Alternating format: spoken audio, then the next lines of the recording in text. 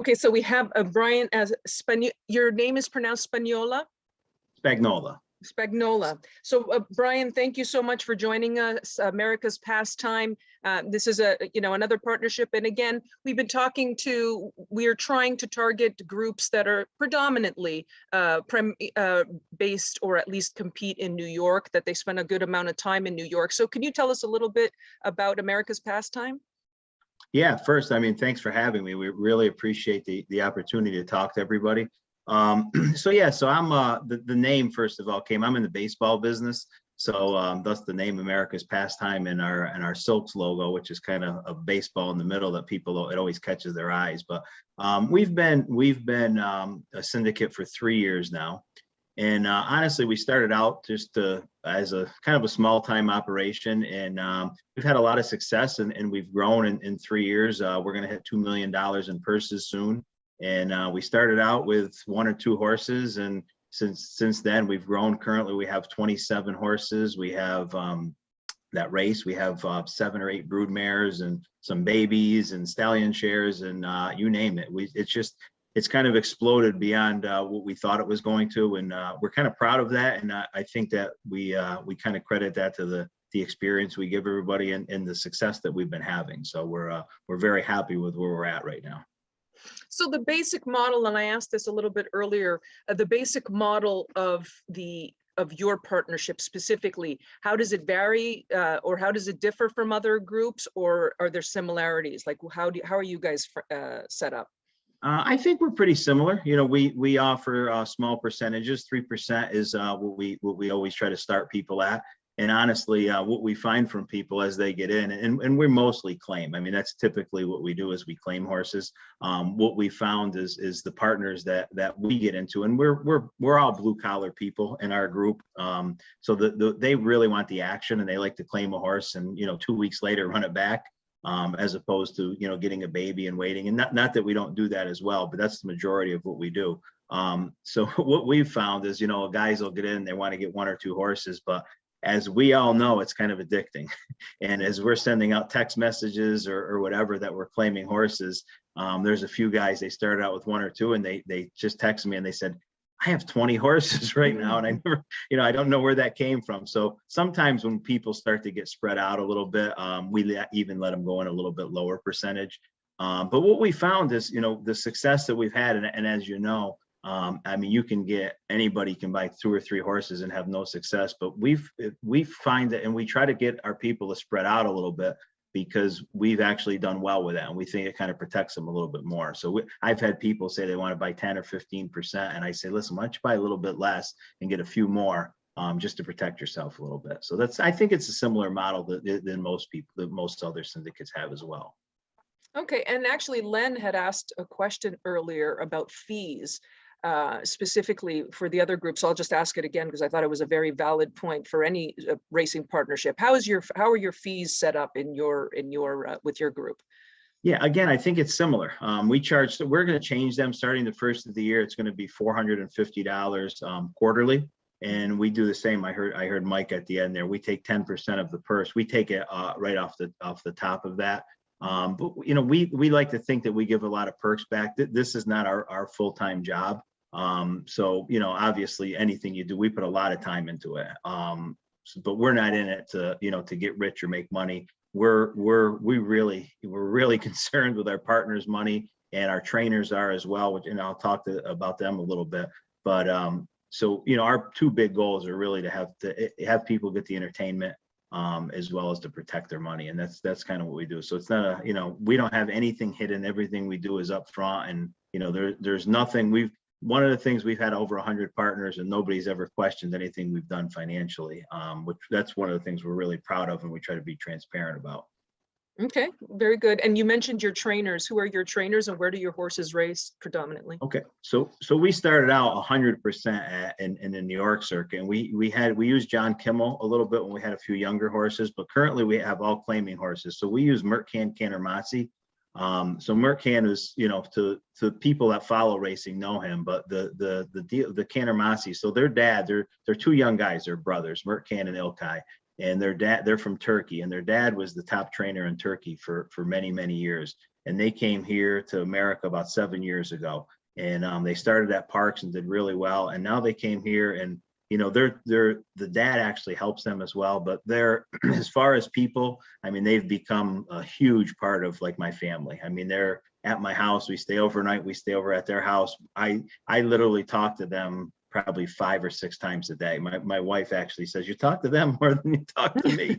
But they only have one other owner, Bob Amendola, and we have all the rest with them. And they actually buy 50% of every horse that we have. And it's not any kind of special deal. They're just 50% owners. So they get 50% of purses, pay 50% of bills.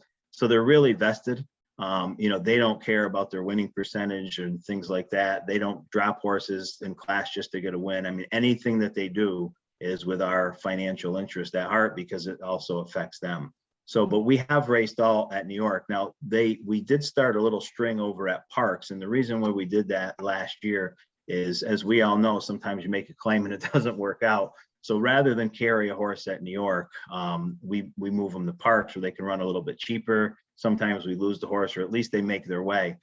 So we had sent a few horses there, and we hired a little staff. So we try to keep 5 or 6 horses over there so we don't have to lay people off. So they kind of have a little string over there. And matter of fact, the last 2 weeks we've run at Parks like 6 times. But we only have Parks as a kind of a backup. We predominantly run everything at New York all winter. We do claim some horses at Keeneland. We've claimed probably 10 horses there, but we haven't even raced there. Everyone comes back to New York. So. Okay. Does anybody have any questions? If anybody has questions as we go along, I think Len does. 1 second. Let's get his mic. Len, if you just want to open up your mic, we're ready for you. I don't know. Oh, there you are. You're up. We're okay now. Again, for everybody's knowledge, okay, there's a real advantage, okay, to having the trainer own part of a horse, because he has a vested interest in it. Number 2, it's very, very important also, okay, that you get a young trainer sometime for these types of events, because you can then call them or speak to them through Brian, whereas the larger trainers have a much bigger operation, and they move on to stakes and what have you. So again, in the beginning, this is a great way to get started at a reduced price, okay? And the idea of spreading your risk over a number of horses is also a smart thing, because again, you're getting the opportunity to spread your risk, etc., kind of thing. And again, the same as we said before, a young trainer like the one you have is really good, because they're really into it, and the only way they can get bigger and get bigger horses is to have some kind of record to be able to show. So I really think that's good. On the other hand, you're going to get Barkley coming on later on, who's trained stake winners and Kentucky Derby winners,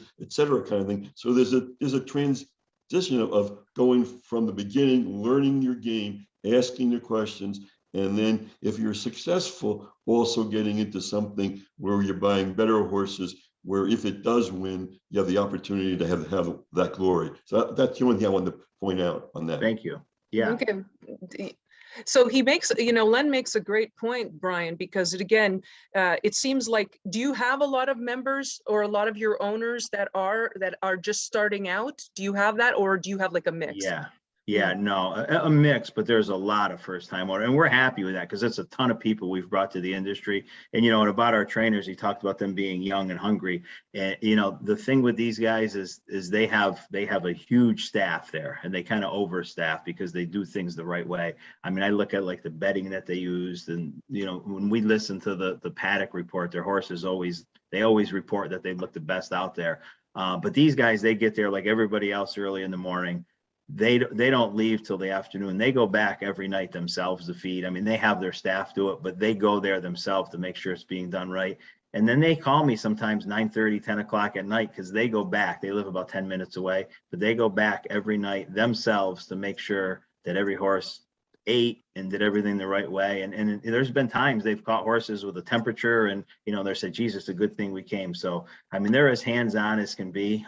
They're really old school, and they do it the right way. And the funny thing is they get calls constantly because they do well, and people recognize that, but they don't take other owners. So it's not that they don't want, they turn down other owners constantly. They just want to be partners with us. And they had, like I say, Bobby Amendola before that, but that's what they want. They just want to build with us. And I've actually asked them about buying young horses and trying to, because I want to get them some, they have mostly claiming horses, but they're just not about recognition and building.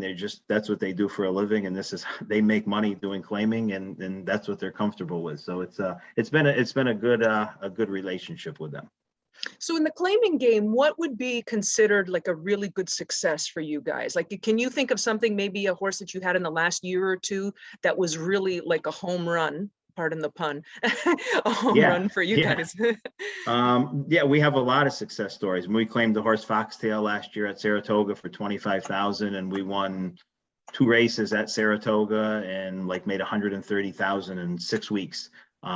There's just this past fall, we claimed 2 horses for, I don't know, 20. We ran it back for 32, got claimed and won. So, we do that a lot. And I'm not telling you there's not stories the other way as well, because there certainly are. But we typically put horses where they can win, because that's how you make money. So we don't usually hold horses for a long period of time.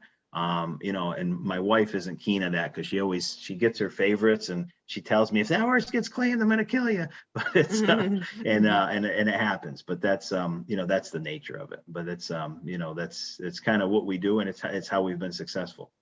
Okay. And does anybody have any questions for Brian? Hold on a second. I think also, hold on, we got 2 questions. I would like to add one thing before I get to questions. I think one of the things that we really pride ourselves on is the experience. So we give every horse that you get, we send out a certificate of ownership. We have our media guy make pictures, so you'll get a package in the mail for every horse. We do the first week of every month, we do a conference call. So our trainers will be on, and they go through every horse for about 30 seconds and then do a Q&A after. We have all kind of parties and picnics, and it's everything that we do is free. We send out text messages every time a horse is entered, and within an hour after the horse races, we send a text message, about what the horse did. So I think what our partners really like is that they really feel like they own the horse. And I know, some have had other experiences where they just didn't feel like they own the horse. We send out weekly emails, and some people tell me it's like a novel because it's got so much information in. But you'll get a weekly email about every horse in our stable. Some people like following, even if it's not their own. So I think that's really what people in ours really enjoy and appreciate, is the time that we put into making them feel, like it's really their horse, regardless of what percentage they own. Okay, Mary, I'm trying. Oh, Mary, there you are. Can you get the first question? Then we've got Len can ask the next just question. one quick question. You said that the quarterly expenses were $450. Is that per horse? Per horse, correct. So Okay. Each horse is $450, and obviously it's prorated if we don't have the horse the whole time. Right. Okay. Thank you. Thank you, Mary. Len? And again, just for education, so please don't get anybody think I'm knocking any of these guys, et cetera, kind of thing. It's very important that when you're looking at a partnership to evaluate it, okay, you might look at Mike's first, or say, and it's great, it has all this information in it, but the one that Brian has, okay, actually shows you what their track record has been with wins, et cetera. And that's very, very important in evaluating it. What you're looking for is something similar to what they have, okay? And that is a 15% winning percentage and being in the money, which is first, second, or third, close to 50%. When you see that, that's a gold standard. That's something that really then gives you an opportunity if you go into a partnership like this, okay, after you made sure that it's overcharged by management fees and percentage coming in and percentage going out, et cetera, kind of thing. You look for that kind of percentage of winning or actually being first, second, and third, because that'll give you a good opportunity to make money or at least break even. Okay. Thank you, Len. Thank you. So that was a glowing endorsement, wasn't it, Brian? But Thank you. I love it. Yeah. yeah. Well, so I guess, but I think to your point and what we had said a little bit earlier, all the partnerships, they all, even if they're kind of modeled the same, they're all different. There are differences inherently in all of them. And there are some things that, are different. So I think for you guys, the only thing I want to just end up, because we're kind of running out on time here, but I just wanted to sum up with you guys, the claiming game. I think sometimes people have an impression that obviously the glamour is when you're running in the graded stakes and you're winning like these grade 1 races and stakes races and that type of thing.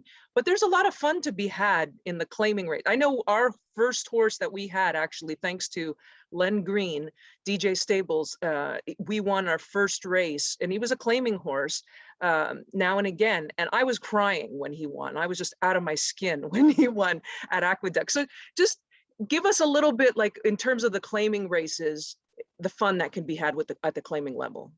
Well, I just like it because you don't have to be super patient. You claim a horse, you run it back a few weeks later, and there's nothing like winning. I don't care what race it is. Obviously, you win the Kentucky Derby, I'm sure it's more thrilling. But when we win a race at Saratoga, we've been fortunate. We've won, I think, 8 or 9 races the last 2 years at Saratoga.